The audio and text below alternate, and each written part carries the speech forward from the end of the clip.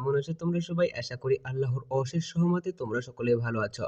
Science base Arafat চ্যানেলের পক্ষ থেকে তোমাদের সকলকে জানাচ্ছি আন্তরিক শুভেচ্ছা ও স্বাগতম।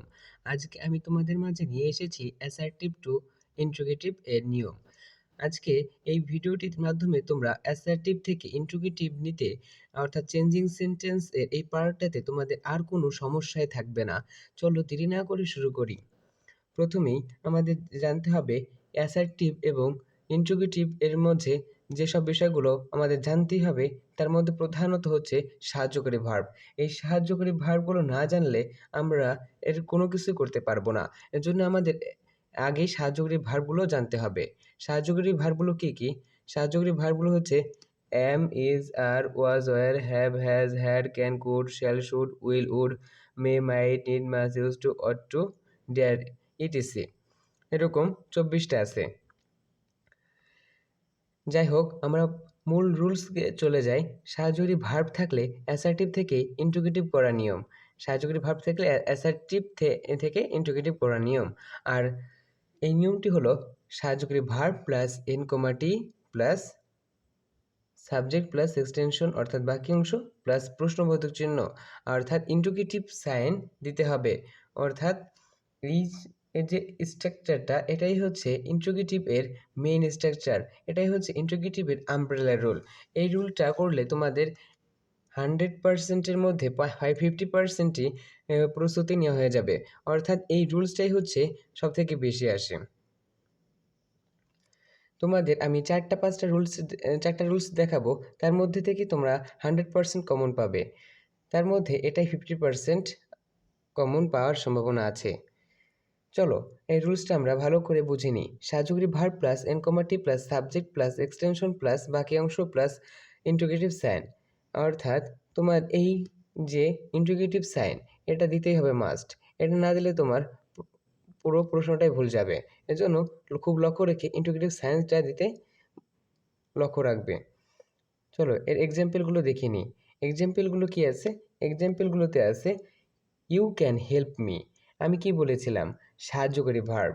সাহায্যকারী ভার্ব থাকলে সাহায্যকারী ভার্ব, তারপর হ্যাঁ সাহায্যকারী ভার্ব প্লাস এন কমা টি।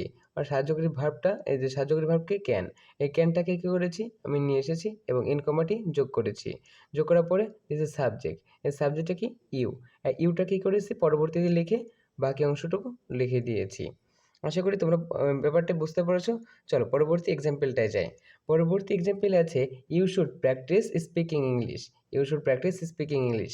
এই সেন্টেন্সটিতে সাহায্যকারী ভার্ব কি?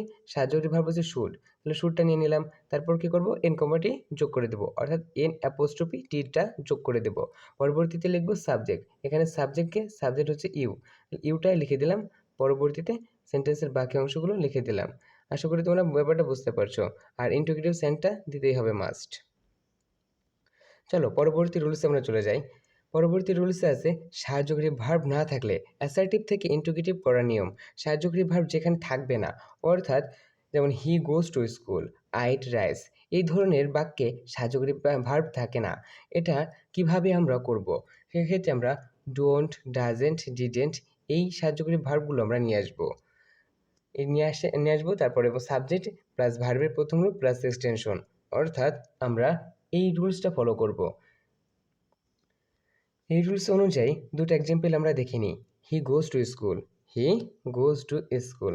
এই সেন্টেন্সটিতে লক্ষ্য করলে আমরা দেখতে পাবো হি হচ্ছে সাবজেক্ট, গোজ হচ্ছে ভার্ব, মেন ভার্ব, আর টু স্কুল এটা হচ্ছে এক্সটেনশন বাকি অংশ। এটা তো কোনো সাহায্যকারী ভার্ব নাই। এই সেন্টেন্সটিতে কোনো সাহায্যকারী ভার্ব নাই। কিভাবে আমরা এটা করব? প্রথমে আমরা কি করব? ডাজেন্ট বসাবো। কিসের জন্য বসাচ্ছি? এখানে হি হচ্ছে এই হিটা হচ্ছে থার্ড পারসন সিঙ্গুলার নাম্বার। হিটা থার্ড পারসন সিঙ্গুলার নাম্বার হওয়ার কারণে এখানে ডাজ বসছে। যদি এখানে ফার্স্ট পারসন হতো তাহলে ডন্ট বসতো। যেহেতু he third person singular number, এর জন্য ডাজেন্ট বসেছে। প্লাস কি করেছে? সাবজেক্ট। এই সাবজেক্ট কি করেছে? সাবজেক্ট হচ্ছে হি, এদের হি বসিয়েছি প্লাস বাকি অংশ। যেহেতু আমরা ডাজেন্ট বসিয়েছি, এজন্য গোস এর সাথে ইএস বাদ দিয়ে দিয়েছি আর বাকি অংশ বসিয়ে দিয়েছি। আশা করি তোমরা এটা বুঝতে পারছো। চলো পরবর্তী এক্সাম্পলটা দেখে নিই। পরবর্তী এক্সাম্পলে আছে I eat rice. I eat rice, I হচ্ছে গিয়ে সাবজেক্ট, ইট হচ্ছে গিয়ে মেন ভার্ব, আর রাইস হচ্ছে গিয়ে বাকি অংশ অর্থাৎ অবজেক্ট। এখানে আই হচ্ছে ফার্স্ট পারসন হওয়ার কারণে এখানে ডন্ট বসেছে, আর আই সাবজেক্ট, এখানে পরবর্তীতে আই বসছে, পরে বাকি অংশ বসে গেছে। আশা করি তোমরা দ্বিতীয় রুলসটাও বুঝতে পারছো। চলো পরবর্তী রুলসটা আমরা চলে যাই। পরবর্তী রুলসটা হলো নোবডি, নান, নো অন শুরুতে থাকলে অ্যাসার্টিভ থেকে ইন্ট্রোগেটিভ করার নিয়ম। অ্যাসার্টিভ থেকে ইন্ট্রোগেটিভ করার নিয়মটার এটা হচ্ছে খুবই সহজ। এটা হু প্লাস বাকি অংশ প্লাস প্রশ্নবোধক সাইন। এটা খুবই সহজ, কিন্তু এটা প্রায় মাঝে মাঝে পরীক্ষাতে দিয়ে দেয়। চলো এই রুলসটার আমরা এক্সাম্পলের মাধ্যমে বুঝে নিই। এক্সাম্পলটা হলো nobody loves me. Nobody loves me, এটা কী করতে বলেছে? Assertive two interrogative, assertive two interrogative. এখানে নোবডি থাকলে কী করতে হবে? হু দিতে হবে। নোবডি থাকলে কী করতে হবে? হু দিতে হবে। তাহলে আমরা হু দিয়ে দিলাম। তারপর কি আছে? বাকি অংশ বসিয়ে দেবো। তাহলে নোবডি তো উঠেই যাবে, নোবডিতে থাকবে না। তো নোবডিতে উঠিয়ে দিলে থাকবে কি? Loves me. বাকি অংশ লাভস মি বসিয়ে দিলাম, আর এবং প্রশ্নবোধক সাইনটা দিয়ে দিলাম। হয়ে গেল, আশা করি বুঝতে পারছো। চলো পরবর্তী রুলসটা আমরা দেখে নিই। এটাই হচ্ছে তোমাদের লাস্ট রুল। এই রুলসটা করলে তোমার অ্যাসার্টিভ থেকে ইন্ট্রোগেটিভ নিতে আর কোনো ঝামেলাই থাকবে না। চলো সেটা আমরা দেখে নিই। সেটা হচ্ছে এভরিবডি, এভরিওয়ান, সামবডি, সামন, অল শুরুতে থাকলে অ্যাসার্টিভ থেকে ইন্ট্রোগেটিভ করার নিয়ম। হু সাহায্যকারী verb plus not plus extension plus প্রশ্নবোধক সাইন অর্থাৎ ইন্ট্রোগেটিভ সাইন। এটার এক্সাম্পলের মাধ্যমে আমরা দেখে নিই। এটার এক্সাম্পল আমি দিয়েছি এভরিওয়ান লাভস মি, প্রত্যেকে আমাকে ভালোবাসে। এটা কি করতে বলেছে? এটাকে করতে বলেছে assertive two interrogative. Assertive two interrogative করতে হলে কী করতে হবে? এভরিওয়ান, এভরিবডি, সামবডি, সামন এর কোনো একটি যদি থাকে, এই কোনো একটি থাকলে কী করতে হবে? হু নিয়ে আসবো, হু নিয়ে আসলাম। আর সাহায্যকারী ভার্ব কি? সাহায্যকারী verb plus N O T not, অর্থাৎ সাহায্যকারী আর নট বসাবো।